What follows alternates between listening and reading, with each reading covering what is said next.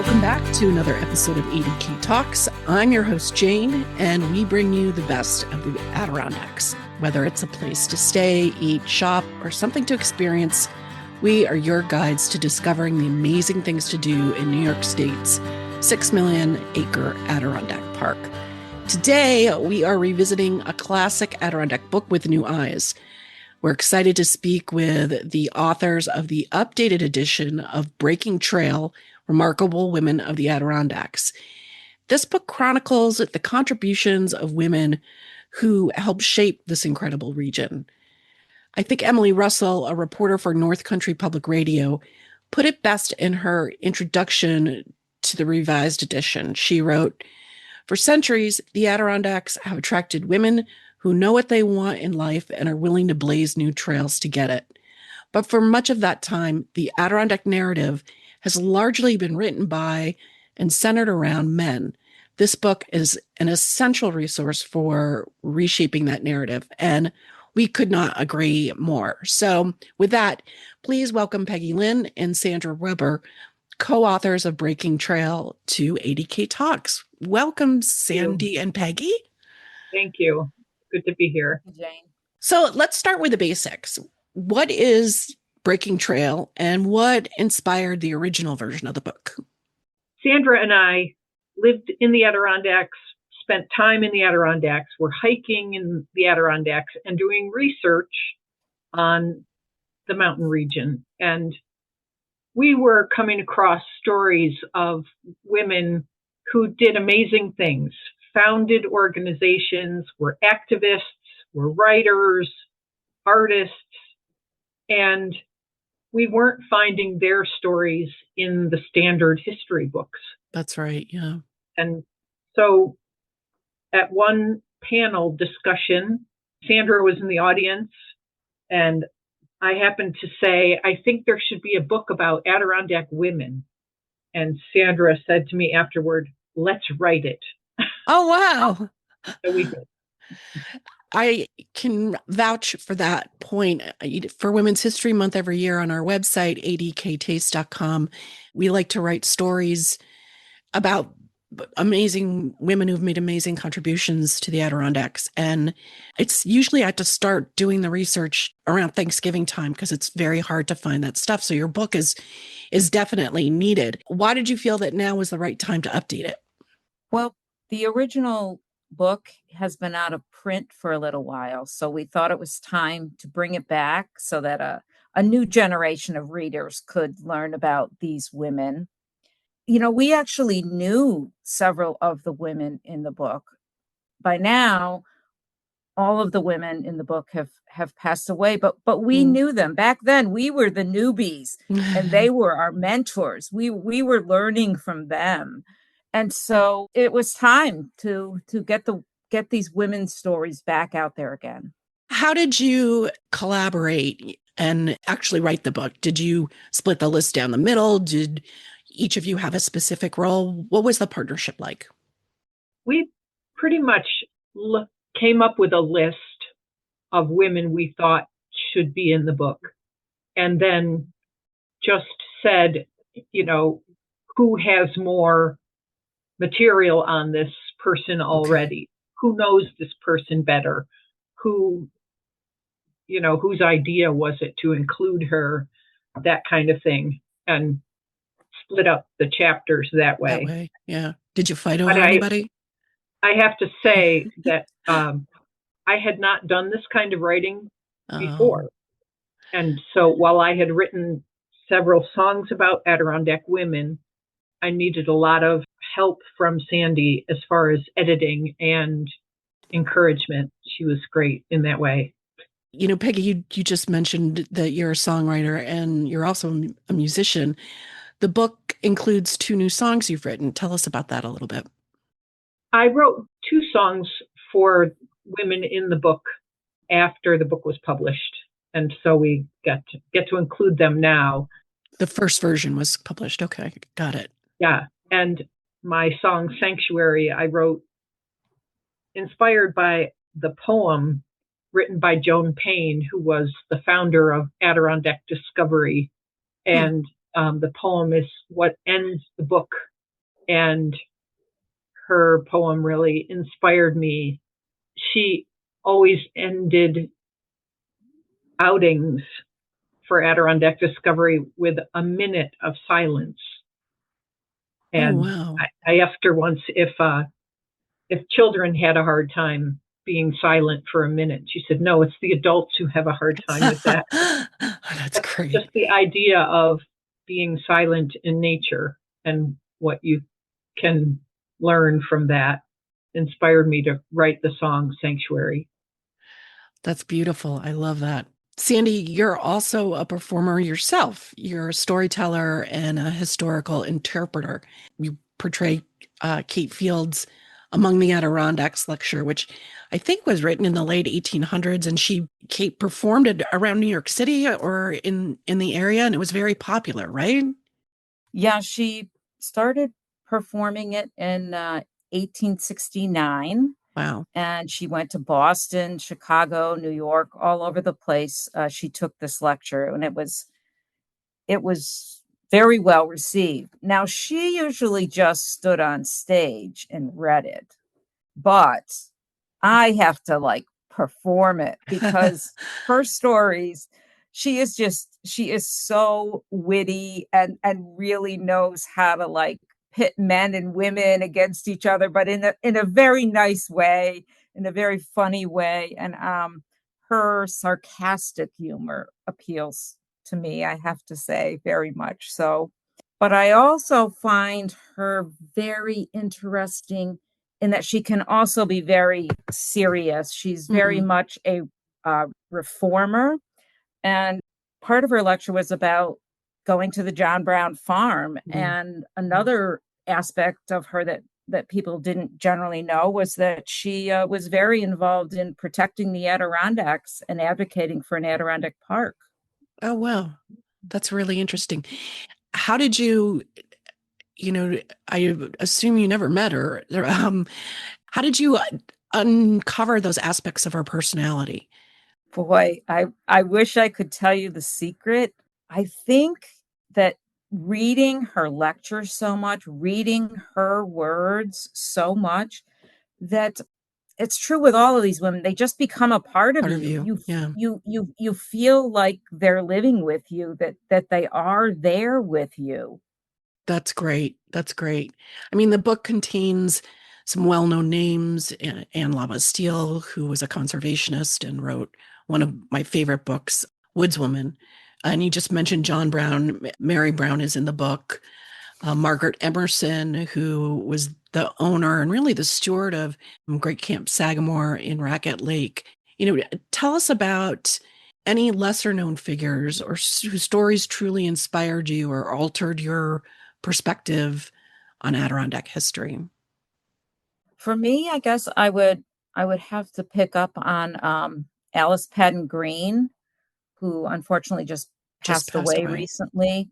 But I had a chance to meet her several times and interview her. And her story really surprised me because I live in Elizabethtown and she grew up in Witherby, which isn't too far away. And I had no idea of the stories of Black miners in Witherby or of how she dealt with the multiple issues of race, religion, being a woman, class issues.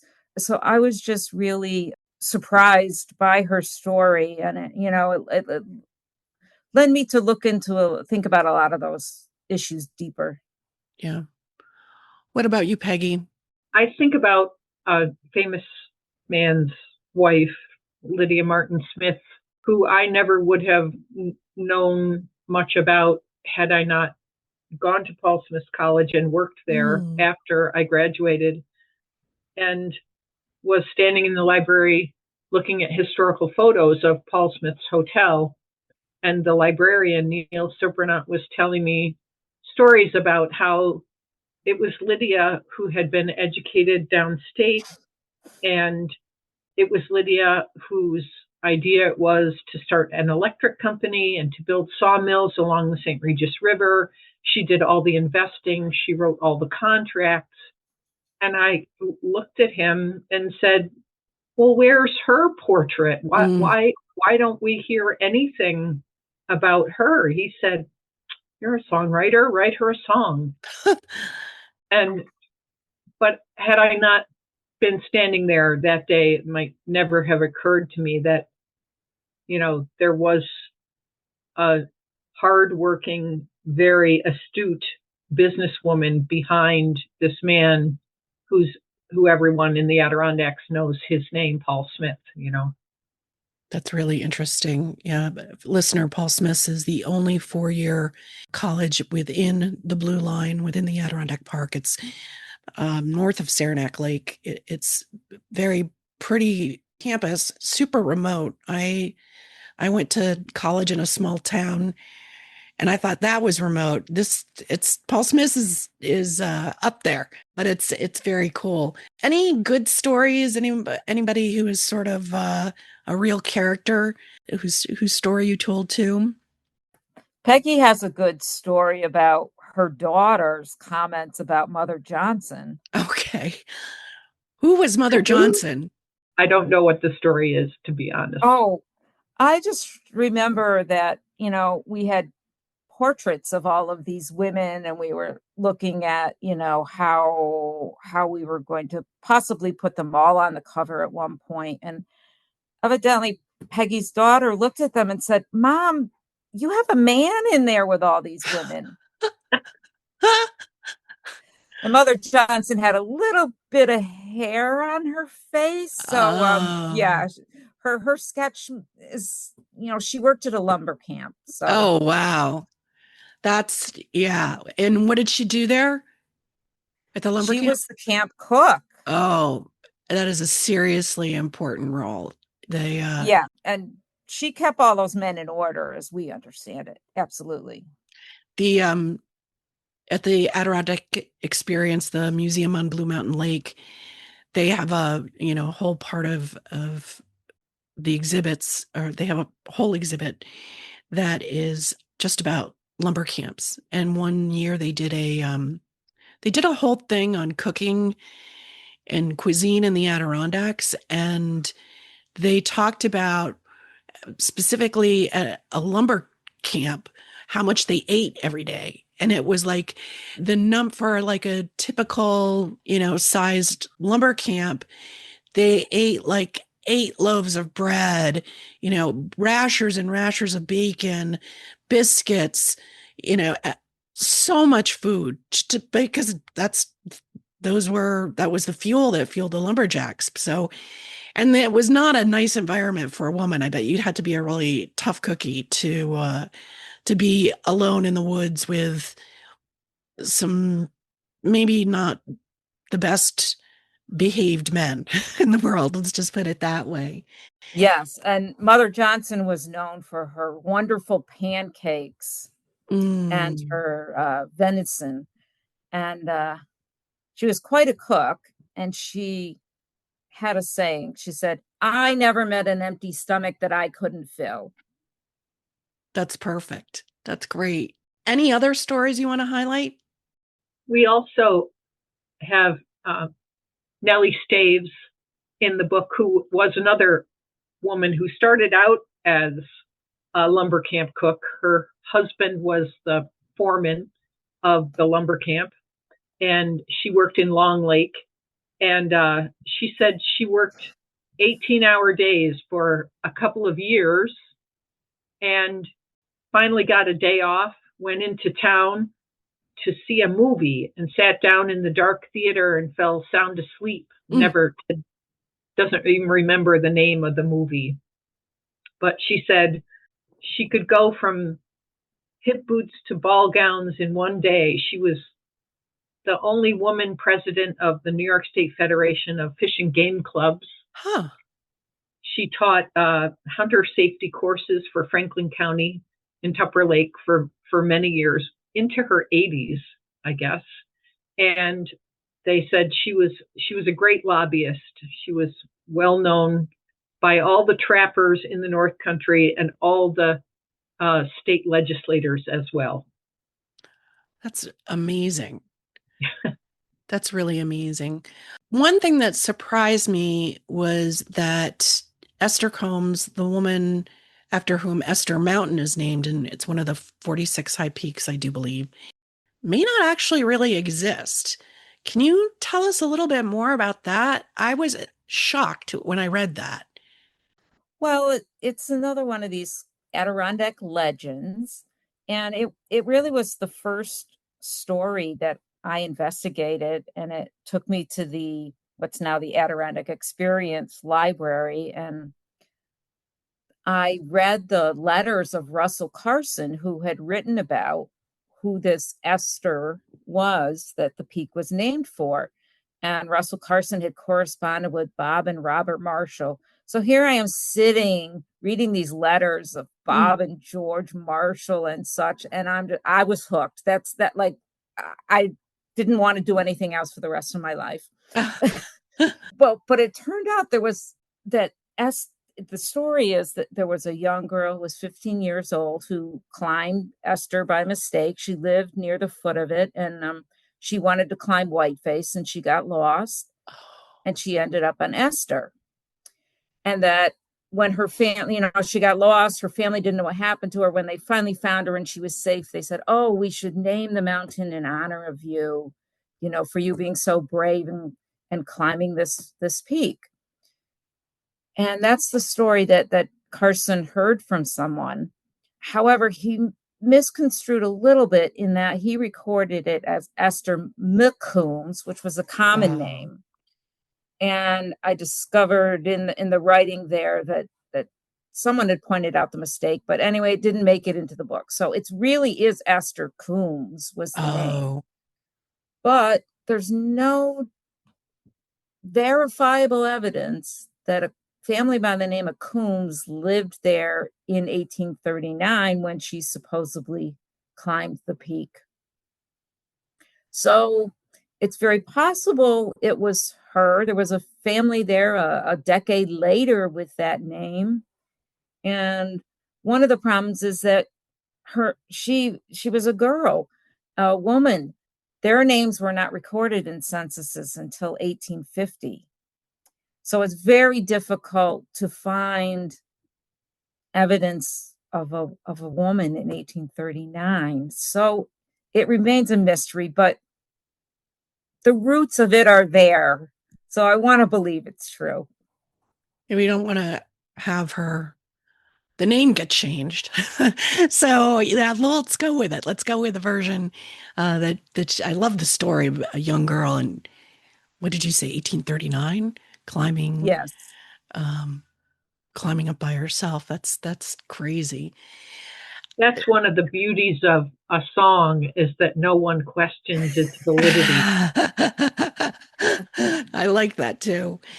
You just talked about going to the archives at ADKX. I mean, what are the other resources you used to uncover these stories, especially those that hadn't really been widely known before? We talked to town historians in several different towns. We interviewed people. Yeah. A lot of digging. A lot of digging. Lots of times there's only like one sentence about a woman in some book that you stumble across, and then you just start digging everywhere you can think of to find out more about her.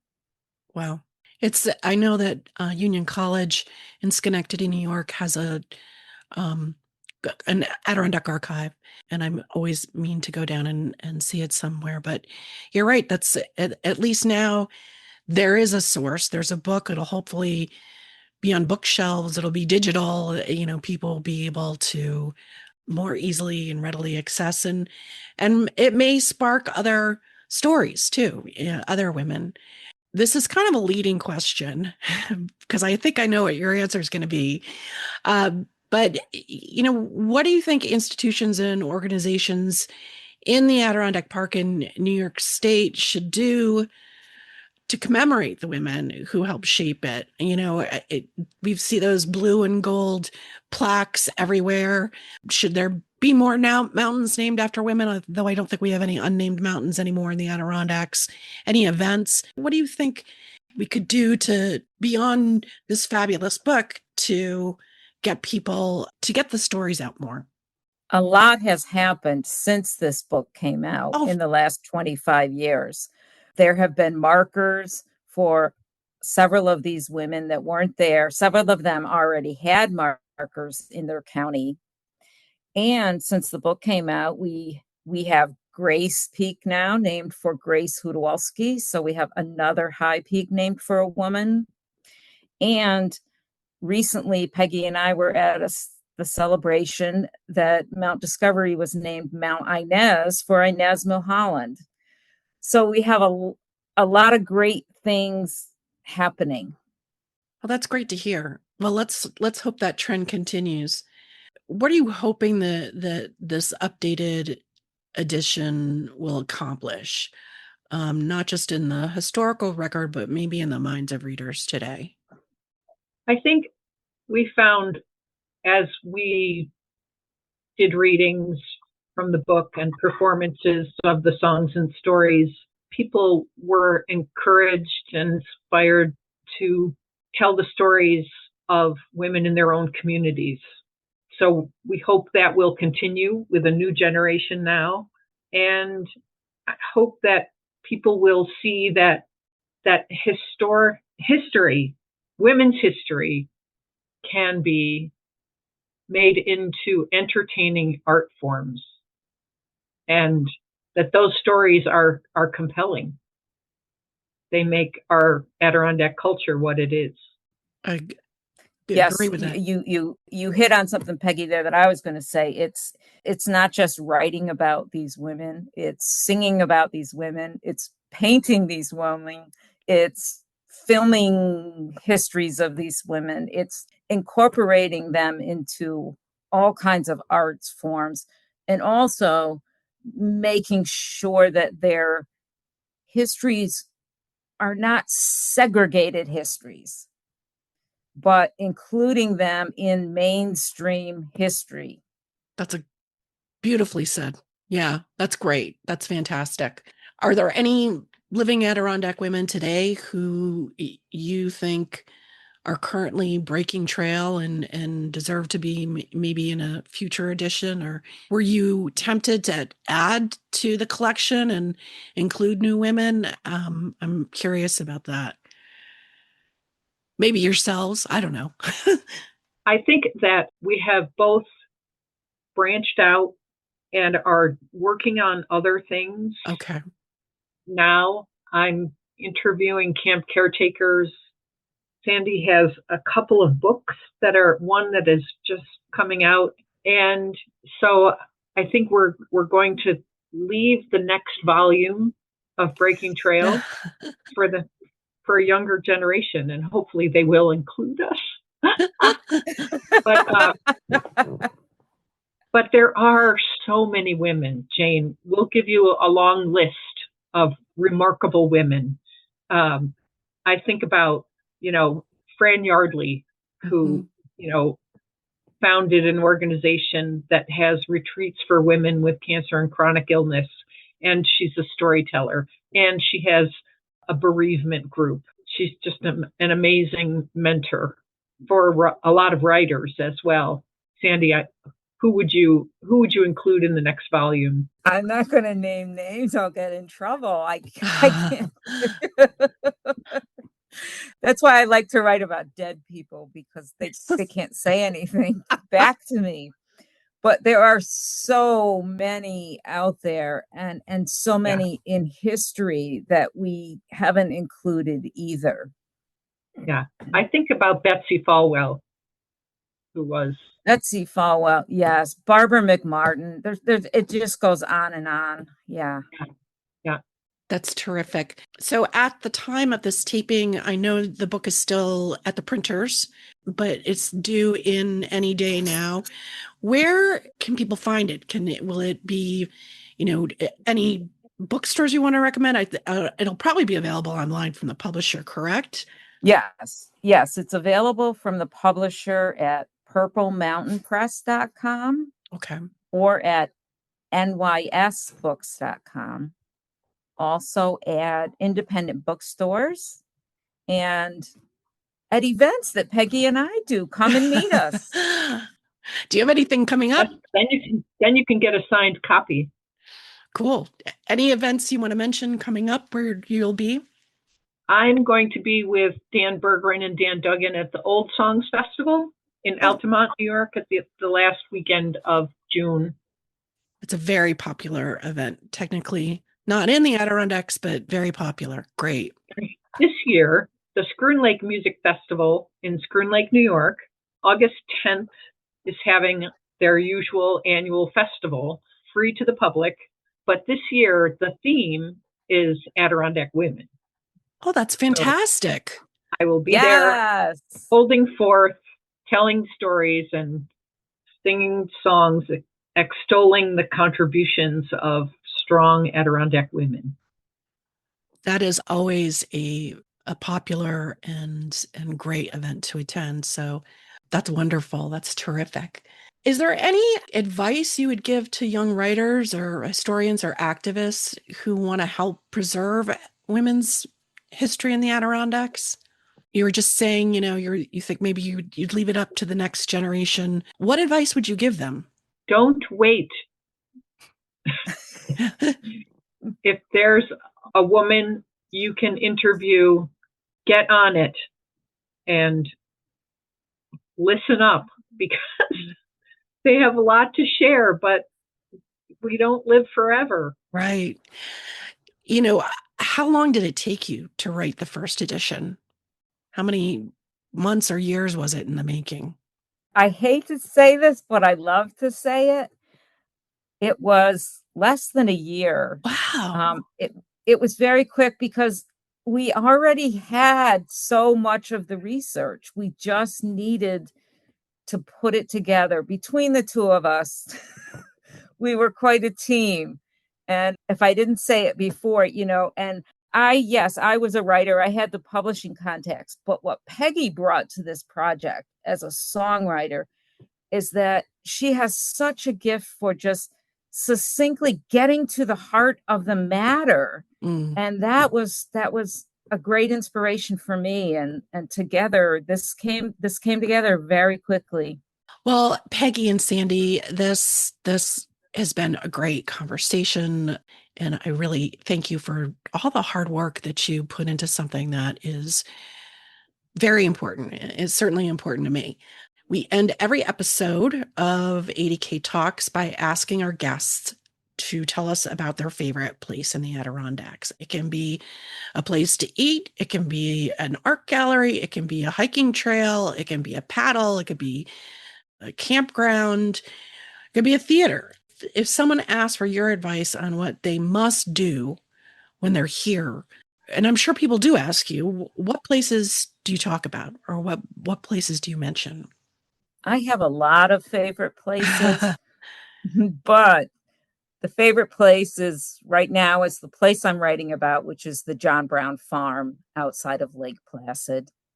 It is such a special place, and I can't wait until one or two books of mine come out and tell a lot more about the history of that place. But just going there and walking there, it just is so full of a special energy. And the one thing it really makes me feel is hope. If I need hope, I go to the John Brown Farm. That's great. Yeah, we've written about it on our website, and they're on my list of people I want to invite to be on the podcast. But it is a beautiful place to visit, and in addition to being, an important person in American history and social justice, so that's a great one. And you can visit it all year round. It's got great trails, right, and cross country skiing too. So that's it. No one's mentioned that yet. And there's a lot of women's history there. That's wonderful. And it's haunted. For some reason, people love the paranormal. So anytime I can bring up where the ghosts are, I like to talk about it. Okay, Peggy, you're up next. I love Great Camp Sagamore in Racket Lake. I get to spend a lot of time there sharing music with grandparents and grandchildren's camp. And we have a program called Roots and Branches We do Mountain Music Weekend in October, but it's a place of history, the Vanderbilts and William West Durant, but it's also beautiful nature. That lake is just pristine, and it's a place of great community, always new friends and old friends meeting there. So that's one of my favorite places in the Adirondacks. Yeah, ditto. We had their historian Connor Williams on earlier in the year, and he was very interesting. He talked a lot about the history of the camp. Actually that's a place I take people a lot because it's spectacular and is so rich with history. So, okay, those are great. I love them. And two things nobody's mentioned before. So that's awesome. Well, Peggy, you have talked about your songwriting, and listener, we are in for a treat because stay tuned. We're going to have one of Peggy's songs take us out. Before that, I want to thank Peggy and Sandy so much for joining us today. Thank you for having us on. My pleasure. Thank you very much. Our pleasure. And listener, thank you for tuning in to ADK Talks. If you enjoyed today's episode, please take a moment to rate and review us on your favorite podcast platform. It really helps others to discover great content about the Adirondacks. For more exclusive Adirondack news and insights, visit adktaste.com. And as long as you're there, sign up for our newsletter so you'll never miss an update. And now, here comes one of Peggy's new songs. I think this is the first time we've featured music on ADK Talks, so maybe we'll have to start ADK Sings too and cover music of the Adirondacks. Okay, here we go. What brings us here today at the threshold of tomorrow, binding us together in our joys and in our sorrows? What brings us to this dignity as we help each other stand? What put this notion in our heads that we could ever stand a chance? It is the music of our hearts, it is the labor of our hands, it is the love within our homes, the gathered bounty from the land. It is the passing of tradition into our children's hands, and because of all these gifts, we stand a chance.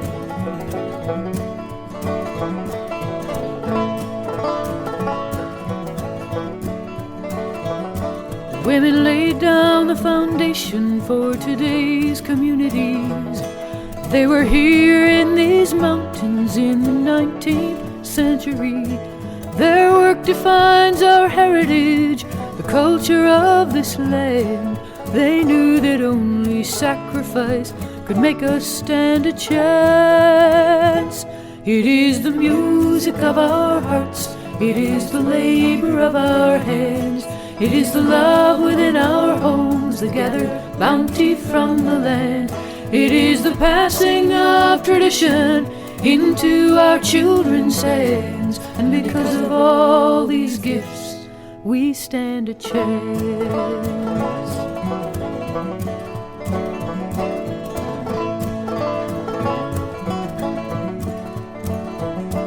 There were women guides, hoteliers, and cooks in logging camps, writers, artists, and a few who lit the lighthouse lamps. They started schools and libraries to help children understand that only hand in hand and heart to heart we stand a chance. It is the music of our hearts, it is the labor of our hands, it is the love within our homes, the gathered bounty from the land. It is the passing of tradition into our children's hands, and because of all these gifts, we stand a chance.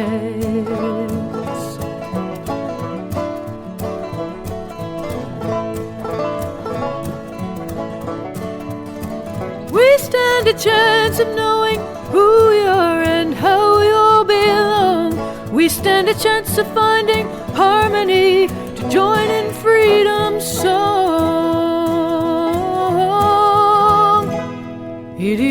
music of our hearts. It is the labor of our hands. It is the love within our homes, the gathered bounty from the land. It is the passing of tradition into our children's hands. And because of all these gifts, we stand a chance. We stand a chance. We stand a chance. We stand a chance. We stand a chance.